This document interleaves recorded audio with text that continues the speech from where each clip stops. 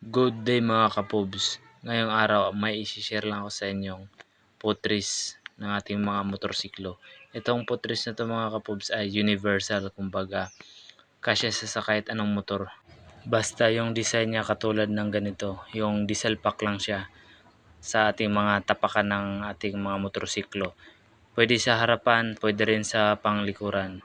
Basta may butas po yan at pwedeng isalpak lang. Yan po ang kanyang pormahan sa likod. So nabili ko to mga kapob sa online, tong Pro Typher, no. Mabilis lang din po ang pag-deliver nito at tama naman po yung binigay ni seller sa akin sa online na kulay na pinili ko, kulay black.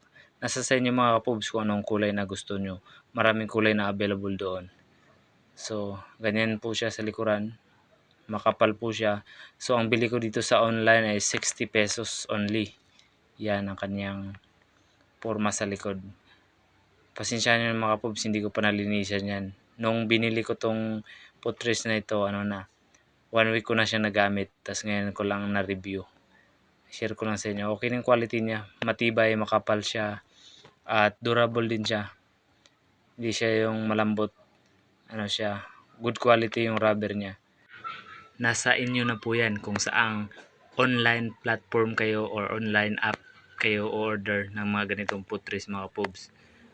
Check nyo lang din yung mga review at yung mga nakabili na nagre-review doon, at kung okay sa kanila, yun yung bibilhin nyo para good quality rin po yung dating at good feedback yung mga nilalagay nila na comments.